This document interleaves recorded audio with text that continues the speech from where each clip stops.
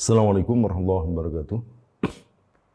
Innal hamdalillah nahmaduhu wa nasta'inuhu wa nastaghfiruh wa na'udzu billahi min syururi anfusina wa sayyiati a'malina. May yahdihillahu fala mudilla lahu wa may yudlil fala hadiya lahu. Asyhadu an la ilaha illallah wahdahu la syarika lah wa asyhadu anna Muhammadan abduhu wa rasuluhu la nabiyya ba'dah. Allahumma salli wa sallim wa barik ala Sayyidina wa Habibina Maulana Muhammadin wa ala alihi wa sahbihi wa man tabi'ahum bi ihsanin ila yaumiddin. Saudara-saudara pemirsa yang dimuliakan Allah Subhanahu wa taala, seperti yang sudah disampaikan oleh Ustaz Diasta tadi, topik yang mau kita bahas adalah tentang surah Muhammad ayat 7 ya. Yang ini sebenarnya adalah kalau kita lihat respon atau jawaban kita terhadap sebagian orang yang mengatakan bahwa Tuhan itu tidak perlu dibela. Bahkan secara keji orang yang katakanlah non-Islam, ya, non-Muslim atau kafir, dia menghina Allah Subhanahu wa taala dengan mengatakan bahwa Allah itu lemah. Allahmu itu lemah katanya sehingga perlu dibela. Kalau Allahku itu kata dia kuat, ya, maha dahsyat, tidak perlu dibela dan seterusnya. Saudara-saudara Allah Subhanahu wa taala, dan yang sebenarnya kalau itu omongan orang di luar sana, barangkali kita umat Islam ya sudah tahu bahwa itu pastilah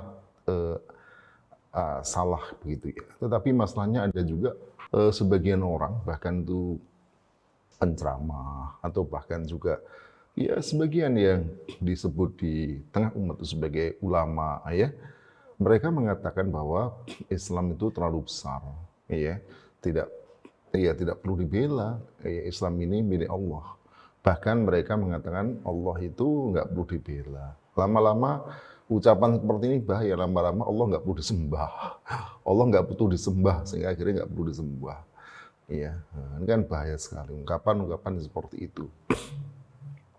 Yang pertama harus dipahami bahwa sebenarnya tidak ada satupun perdebatan yang membuka satu peluang bahwa Allah itu lemah. Ya. Di dalam Al-Quran kalau kita lihat tidak ada satupun ayat yang menyebutkan Allah itu tidak kuasa. Ya, bahkan banyak ayat mengatakan innallaha ala kulli syai'in qadir. Sungguh Allah itu maha kuasa atas segala sesuatu. Ya, kalau kita bicara manusia ini kalau kita lihat hanyalah makhluk Allah Subhanahu wa taala. Ya. Manusia ini yang disebut Allah Subhanahu wa taala kaifa takfuruna, ya. Kaifa takfuruna wa kaifa takfuruna, ya.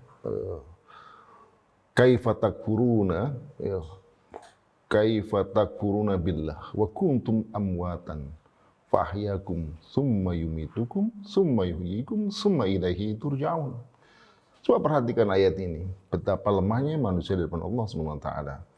Ya, bagaimana kamu ingkar kepada Allah? Kaifa takfuruna billah wa kuntum amwatan. Kamu itu mati, kamu itu dulu tidak ada. Ya, kamu itu bukan siapa-siapa, bahkan bukan apa-apa. Lalu fahyakum, lalu Allah SWT menghidupkan. Jadi kita bisa hidup ini karena dihidupkan Allah SWT. Kaf hitofkum di situ memberikan makna objek, ya, kamu sebagai objeknya, kamu sebagai maf'ul bihnya, Allah yang menjadi fa'ilnya, Allah yang menghidupkan kamu, fahyakum. Summa yumitukum, lalu Allah juga yang mematikan kalian. Tidak ada seorang pun yang bisa matikan, bahkan matikan dirinya sendiri.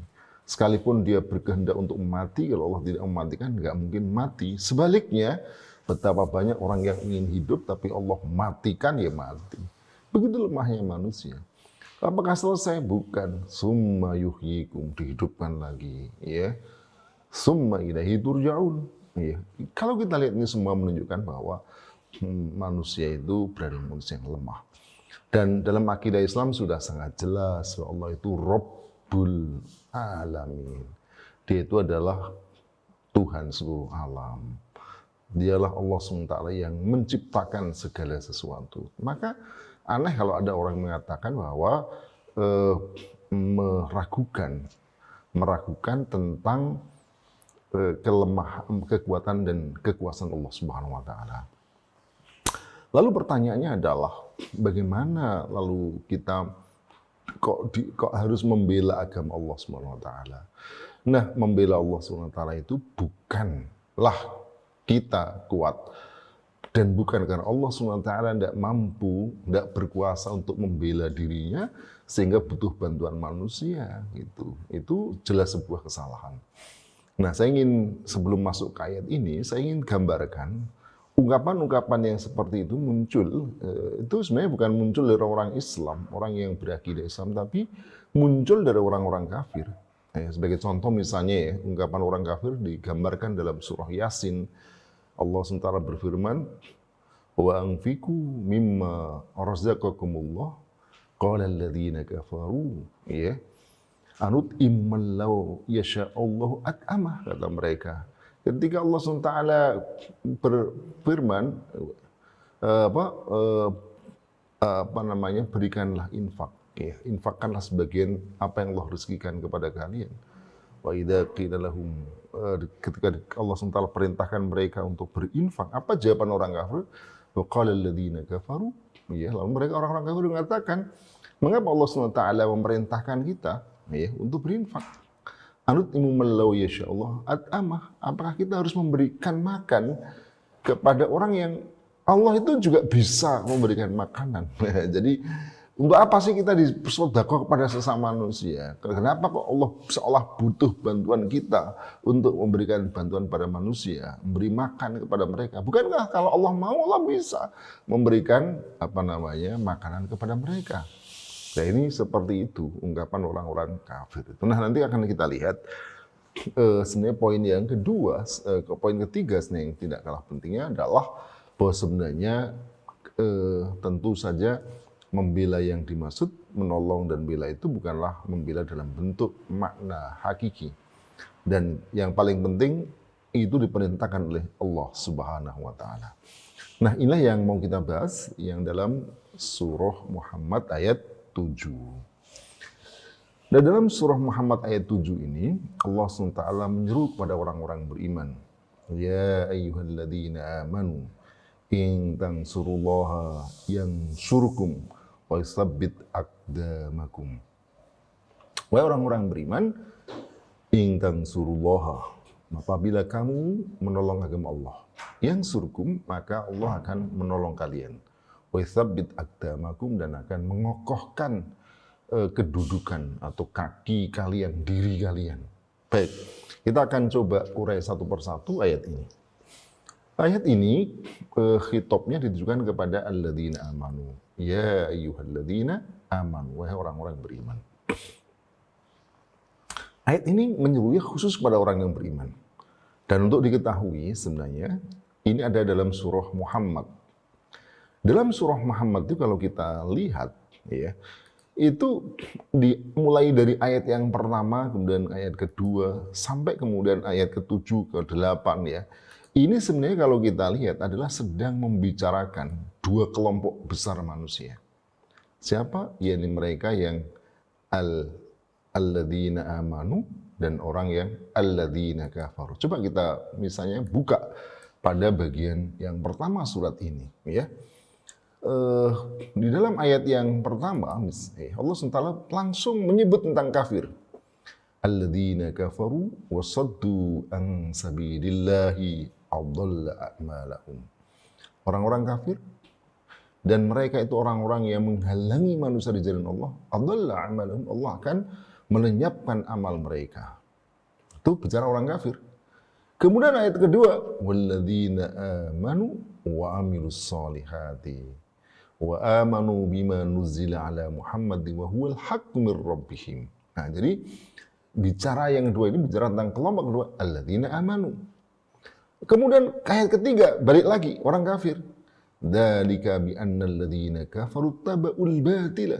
Ya. Yang demikian itu orang-orang kafir karena mereka adalah orang-orang yang mengikuti kebatilan. Lalu kemudian berikutnya wa annal ladzina amanu taba'ul haqqo mir rabbihim. Nah, ini bicara lagi tentang orang alladzina amanu. Kemudian di istilahnya bicara Yang keempat, nanti juga tetap sedang membincangkan adanya dua kelompok itu yang mereka diperintahkan untuk, bukan mereka, maksudnya umat Islam diperintahkan untuk memerangi mereka. Dalam ayat keempat disebutkan, فَإِذَا لَقِيتُمُ الَّذِينَ كَفَرُوا فَضَرْبَ الرِّقَابِ. Apabila kamu menjumpai orang-orang kafir, laqitum, kamu siapa? Kami orang-orang yang beriman. Alladzina kafaru, kamu menjumpai orang-orang kafir di medan pertempuran, fadharbar riqab. Maka apa? Penggalah leher mereka. Hatta idza askantumuhum. Hingga kamu ketika kamu mendapatkan kemenangan, atau memenangi, mengalahkan mereka, fashuddul wathaq, maka tawanlah mereka. Ini bicara tentang orang-orang beriman. Nah, lalu kemudian ayat ke-7 ini menyeru kepada orang beriman. Ya ayyuhalladzina amanu. Ayat ke-8 balik lagi bicara orang kafir. Walladzina kafaru fata'sallahum ba'dal a'malahum. Jadi ini sebenarnya dalam surah Muhammad ini diantarkan nanti beberapa ayat kemudian itu bicara tentang dua kelompok itu. Mulai dari sifat-sifat mereka, hukuman yang Allah akan berikan kepada mereka. Nah, dari dua kelompok ada alladzina kafaru, ada alladzina amanu itu. Maka kalau kita lihat di sinilah ada dua kelompok yang kalau dalam ayat yang disebutkan hizbullahi wa hizbus syaitan. Maka yang diperintahkan ya alladzina amanu. Ya orang kafir itu sebenarnya mereka manusia, Allah perintahkan juga. Cuman mereka tentu tidak akan mempedulikan perintah Allah SWT. Maka yang diseru adalah alladzina amanu. Ya ayyuhalladzina amanu. Sebenarnya sebutan diingatkan ya ayyuhalladzina amanu ada beberapa pentingnya. Yang pertama bagi orang mukmin tentu mengingatkan bahwa diri mereka adalah orang yang beriman. Jadi kalau kamu beriman, maka dengarkan surat Allah, penuhi perintah Allah SWT. Kecuali kalau kamu tidak mengaku dirinya beriman. Nah, ketika Allah SWT berfirman, ya ayyuhalladzina amanu, lalu kemudian disebutkan in tansurullaha.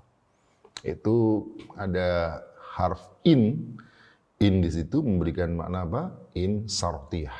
Jadi in yang berkedudukan sebagai syarat, ya syartiyah. Jadi sehingga ini adalah merupakan nanti jumlahnya itu jumlah syartiyah kalimat bersyarat. Ya. Ada syarat berarti ada nanti jawabus syarat. Ya.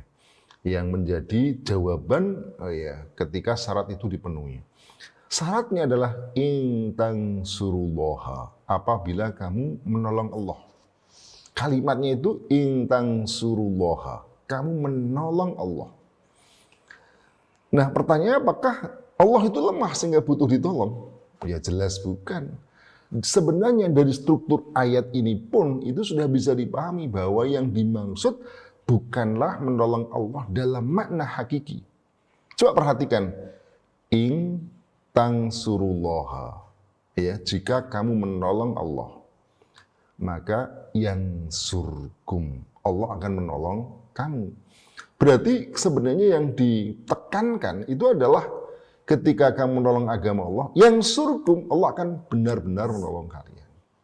Jadi kalau kita dalam ayat ini. Nah, kalau kita lihat menjadi jelas, ya, lebih jelas lagi, kalau kita perhatikan ayat sebelumnya. Jadi membaca satu ayat itu penting juga untuk mengetahui ayat sebelumnya. Tadi sudah saya singgung ayat sebelumnya itu adalah bicara ketika umat Islam berada di medan pertempuran dengan orang kafir. Ya. Apa perintah Allah? Fa'idha laqitumul ladzina kafaru fadharbar riqabi hatta idza askhantumuhum. Ya. Apabila kamu berjumpa dengan orang-orang kafir, maka fadharbar riqab, maka penggalah ya leher mereka. Maksudnya ya bunuhlah mereka. Ya fadharbar riqab. Lalu kemudian disebutkan hatta idza askhantumuhum. Ya. Selanjutnya apabila kamu telah mengalahkan mereka, fashuddul wathaq, maka kamu atau tawanlah mereka. Fa imma mannan ba'du wa imma fidaan, ya. Dan setelah kamu selesai perang, maka prajurit atau tentara kafir yang kamu tawan itu, maka boleh kamu membebaskan mereka, ya, mannan ba'du, maknanya dibebaskan secara cuma-cuma gratis, ya. Wa imma fidaan, atau mereka boleh bebas tapi harus ditebus. Hatta tadu al harbu auzaroha, sampai perang selesai. Ya.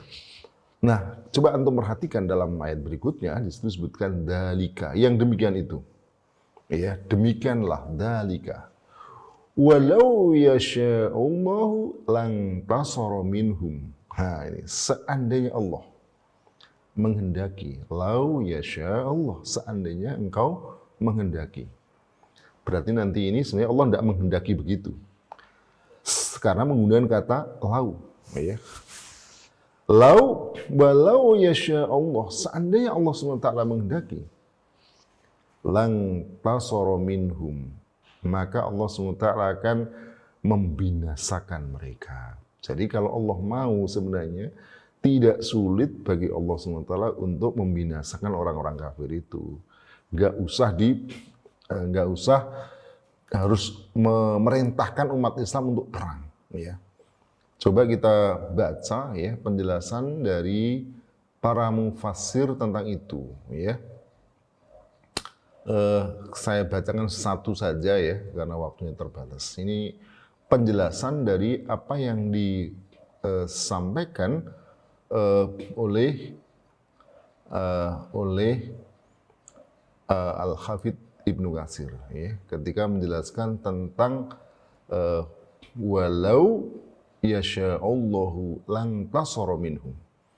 Beliau mengatakan begini, hada walau sya'allahu lang taqama minal kafirina biuqubatin wa nakalin min indihi.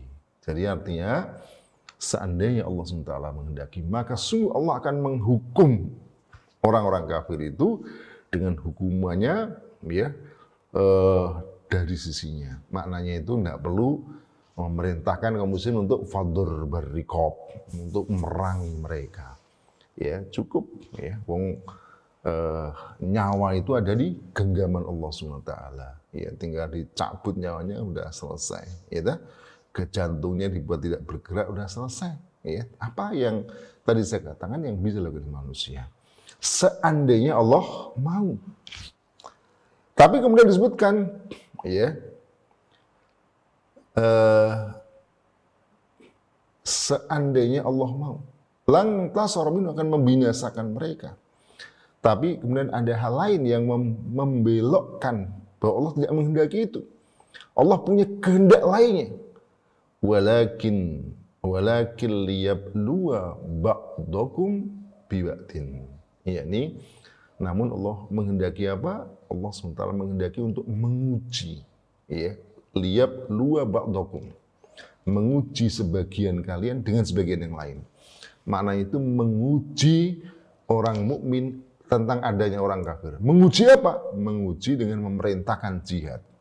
Maka Ibnu Katsir mengatakan kata tetapi Allah ingin menguji sebagian mereka dengan yang lain, artinya adalah walakin syara'a lakumul jihad wa qital a'da'i liyahtabirukum. Jadi namun Allah SWT mensyariatkan kepada kamu jihad, wa qitalal a'da, dan memerangi musuh, liyahtabirukum, agar Allah menguji kalian. Wa yabluwa akhbarahum, dan yang berikan ujian kepada kalian, ya. Jadi ketika Allah SWT perintahkan jihad itu sebenarnya untuk memerangi orang kafir itu adalah bukan kepentingan Allah, bukan Allah tidak mampu, bukan Allah tidak kuasa, tetapi dalam tanda kutip Allah ingin melihat, ya, siapa di antara hambanya yang mentaati perintahnya. Allah perintahkan jihad, yang dengan begitu akan ketahuan siapa yang taat dan siapa yang membangkang. Siapa yang taat akan diberikan pahala, siapa yang bangkang tentu mendapatkan dosa. Yang inilah kemudian siapa yang taat dan siapa ini kemudian kita lihat dalam ayat yang lain. Misalnya Allah SWT berfirman, Am hasibtum an tadkhulul jannata walamma ya'lamillahu alladhina jahadu minkum wa ya'lamas sabirin. Apakah kamu mengira kamu akan masuk surga? Am hasibtum an tadkhulul jannata walamma ya'lamillahu alladhina jahadu minkum. Sementara Allah belum mengetahui ya orang-orang berjihad di antara kalian dan mengetahui orang-orang bersabar. Bukan berarti pengetahuan ini bahwa Allah tahu mereka itu ini mulai dari awal sampai akhir. Tapi pengetahuan ini adalah pengetahuan kaitannya dengan amal. Yang amal itu berhak untuk mendapatkan balasan. Nah, kita perhatikan dalam ayat itu kemudian disebutkan apa? Ya, disebutkan dalam ayat itu tentang orang yang ketika mau mentaati perintah Allah, walladzina qutilu fi sabilillah falayudilla a'malahum. Orang yang terbunuh di jalan Allah. Artinya ketika dia menuruti perintah Allah untuk berjihad, lalu kemudian dia terbunuh di jalan Allah Subhanahu wa taala, di jalan jihad, ya, falayudilla a'malahum. Allah tidak akan menghabiskan, Allah tidak akan melenyapkan amal mereka. Maknanya bahwa kalau kamu kalah melawan orang kafir bukan berarti kamu gagal dalam tugas sehingga tidak mendapatkan pahala. Kamu tetap mendapatkan pahala. Allah SWT bahkan menegaskan falayudilla a'malahum. Allah tidak akan menghilangkan, melenyapkan amal kalian. Bahkan saya tihim, menunjukkan mereka, maknanya menunjukkan mereka ke dalam surga. Wa yuslihu balahum, dan memperbaiki urusan kalian. Wa yudkhiluhumul jannata, memasukkan mereka ke dalam surga. Arrafaha lahum, yang Allah telah beritahukan kepada mereka. Beritahukan apa? Beritahukan tentang jalan masuk surga. Nah, jadi sebenarnya kalau kita lihat ini adalah bicara tentang apa? Berarti bicara tentang jihad untuk membela agama Allah SWT, yang Allah dalam ayat ini itu sudah menyediakan pahala dan balasan berderet-deret. Dan sejak awal Allah sudah menegaskan bahwa bukan berarti Allah tidak mampu membinasakan orang kafir itu. Allah hanya ingin tahu siapa di antara hambanya yang mau melaksanakan perintah Allah dengan melaksanakan jihad. Sama dengan tadi saya katakan, ketika Allah SWT perintahkan untuk membayar zakat kepada orang, kita punya harta, Allah perintahkan kepada kita untuk memberikan makan kepada orang miskin. Bukan berarti Allah tidak bisa membuat orang-orang miskin itu kaya. Bukan berarti Allah tidak bisa membuat mereka, orang-orang miskin itu tidak bisa makan. Allah sangat mampu. Tapi kenapa Allah SWT perintahkan kepada kita? Allah ingin mengetahui siapa di antara hambanya yang menetapi, yang menaati perintahnya dengan memberikan sebagian hartanya tadi. Sama dengan jihad ini. Allah menghancurkan orang-orang kafir, bangsa-bangsa kafir yang kurang ajar itu dengan mudah. Dan itu sudah terbukti dalam sejarah bagaimana Allah SWT menenggelamkan Fir'aun beserta tentaranya. Allah membalikkan tanah ya yang ada di kaum Sodom, kaum Lut ya, dibalik tanah itu lalu kemudian dihujani dengan hujan batu. Demikian juga kaum-kaum yang lain yang dalam Al-Quran diceritakan betapa mudah Allah SWT menghancurkan mereka gitu. Nah, tetapi Allah tidak lakukan itu disebabkan karena Allah SWT menginginkan untuk menguji hambanya, dalam ini menguji orang-orang mukmin tentang ketaatan mereka. Nah, ayat ini itu sebenarnya setelah tentang seperti itu ada targhib, ya. Jadi ada perintah. Yang perintah itu diiringi dengan janji Allah Subhanahu wa taala. Ya ayyuhalladzina amanu in tansurullaha, jika kamu menolong Allah. Nah, makna menolong Allah ini berarti kalau kita lihat maknanya adalah in tansuru dinallahi wa rasulahu. Jadi ketika kamu menolong agama Allah dan Rasulnya. Itu. Nah, menolongnya seperti apa? menolongnya paling tinggi ya. Jadi menolong itu sebenarnya adalah memenangkan, membantu, ya, menolong, membantu. Jadi kalau dalam beberapa makna bahasa, ya, nasoro min aduihi misalnya, menolong dari musuhnya itu adalah khallasahu wa najahu minhu. Jadi Allah SWT yakni menyelamatkan, memenangkan. Nah, ya. Nah, kalau kita lihat ketika disebut in tansurullaha tadi, sekali lagi, berarti memang ada tindakan yang dilakukan oleh manusia untuk memenangkan agamanya. Nah, kalau dilihat konteks ayat sebelumnya, memenangkannya dengan jalan apa? Dengan jalan berjihad di medan perang, ya. Meski kalau kita lihat ayat ini bisa dibawa ke ranah yang lain, yang isinya adalah menolong agama Allah.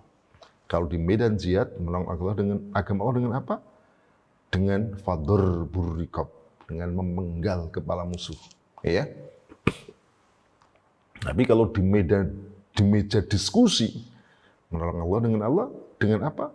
yakni dengan mengungkap, menyampaikan berbagai hujah dan argumentasi yang kuat. Yang dengan hujah dan argumentasi itu orang-orang kafir terbungkam karena tidak bisa memberikan jawaban. Ya, itu menolong agama Allah Subhanahu wa taala. Intinya bagaimana memenangkan agama Allah Subhanahu wa taala. Dan kalau kita lihat dalam beberapa ayat yang lain itu mesti seperti itu, ya. Misalnya saja dalam surah As-Saff, ya, bicara tentang tentang menolong agama Allah adalah dengan jalan berjihad di jalan Allah Subhanahu wa taala, atau dalam seperti yang tadi saya katakan, yakni menyampaikan hujah-hujah dari Allah Subhanahu wa taala yang membuat orang-orang kafir terbungkam, tidak bisa memberikan jawaban. Baik. Nah, ayat ini kemudian diberikan jawaban yang surkum, ya. Ketika kamu lakukan, jika kamu menolong Allah SWT berikan jawaban yang surgum, ya, ini Allah akan menolong agama, menolong kamu, ya, yang surgum. Apa menolong kamu itu? Ya, ini ya memberikan kemenangan, ya, atas musuh kamu. Ya, dan ini sudah seperti yang tadi saya katakan, terbukti bagaimana Rasulullah dan para sahabatnya mereka mendapat pertolongan dari Allah Subhanahu wa taala dalam perang Badar. Jumlah mereka hanya 300 lebih sedikit, berhadapan dengan orang kafir yang jumlahnya berapa? 1000. Mereka dipukul mundur. Demikian juga dalam banyak perang, ya. Bahkan yang sangat heroik adalah perang Mu'tah, ketika umat Islam hanya berjumlah 1000 orang berhadapan dengan 10.000, berhadapan dengan 100.000 tentara Romawi. Bahkan mereka datang lagi 100.000, 200.000. Itu draw. Itu pertolongan Allah Subhanahu wa taala. Ketika apa? Yang tansurullah, yang surkum. Wa yusabbit aqdamakum, dan Allah akan mengokohkan, sabata itu mengokohkan, aqdam. Aqdam itu jamak dari kata qadam. Qadam itu adalah kaki bagian bawah, qadam. Ya, namanya qadam. Aqdam itu jamaknya, ya. Nah, ketika disebutkan aqdam, mengokohkan, menguatkan aqdam, itu dalam ini termasuk majas juz'iyah. Artinya yang diungkapkan sebagian, tapi sebenarnya yang dimaksud adalah keseluruhan diri kamu, ya. Karena memang yang membuat kita bisa berdiri adalah qadam. Kalau qadam kakinya ini lemah, ya seorang tidak bisa berdiri. Sekuat apapun tangannya ya roboh dia. Tapi kalau kakinya kuat, maka dia menjadi kuat dan dirinya menjadi kuat. Nah, Allah SWT memberikan pertolongan, wa yusabbit aqdamakum, ya. Nah, oleh karena itu sekali lagi ketika Allah SWT menjanjikan seperti itu, maka tentu saja tidak ada seorang pun, ketika Allah SWT memberikan pertolongan, maka tak ada seorang pun yang bisa mengalahkan, ya. Jadi di dalam ayat yang lain disebutkan iyan surkumullah fala ghaliba lakum. iyang surkumullah fala ghaliba lakum. Apabila atau jika Allah menolong kalian, fala ghalibalah. Fala ghaliba lakum, tidak ada seorang pun yang bisa mengalahkan kamu, ya. Bagaimana mungkin ada yang bisa mengalahkan Allah Subhanahu wa taala? Ya, ketika orang itu sudah mendapatkan pertolongan, maka nggak ada yang bisa memberikan pertolongan. Nah, kalau kita lihat juga, sekali lagi saya ingin tegaskan, berarti saya ingin memberikan kesimpulan sebelum nanti kita diskusi. Berarti yang jelas bahwa manusia itu, maksudnya gini, yang pertama jelas Allah tidak memerlukan bantuan dan pertolongan manusia. Ya, makna pertolongan di sini bukanlah menolong Allah, tetapi menolong agamanya.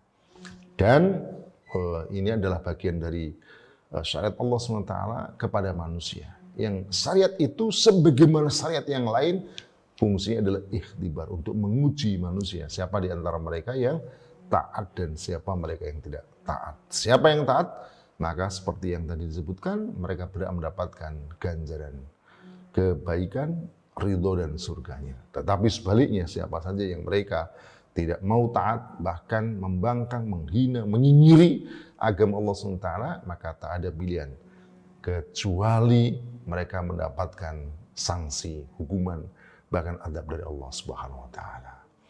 Yang ketiga, yang kedua, saya ingin tegaskan juga bahwa ini menjadi janji juga dari Allah Subhanahu wa taala, in tansurullah yang surkum. Jika kamu ingin mendapatkan pertolongan Allah Subhanahu wa taala, maka tak ada lain kecuali kamu menolong agamanya. Karena itu adalah merupakan syarat, ya. Sebagaimana juga misalnya dalam ayat yang lain disebutkan walayan surunallah walayang surunallahu mayyang suruh. Ya, sungguh Allah SWT benar-benar akan menolong. Siapa yang ditolong? Mayyang suruh, orang yang menolong Allah, orang yang menolong agamanya. Dan untuk menghindari kesalahan pahaman itu, Allah kemudian menyebutkan innallaha laqawiyyun aziz. Sesungguhnya Allah itu yang maha kuat lagi maha perkasa. Jadi ketika disebutkan mayyang suruh, itu jangan punya anggapan bahwa Allah lemah butuh bantuan. Kamu orang yang menolong Allah, karena Allah apa? Innallaha laqawiyyun aziz. Saya kira itu yang dapat sampaikan pada kesempatan malam ini terhadap kajian surah Muhammad ayat 7. Moga-moga bermanfaat.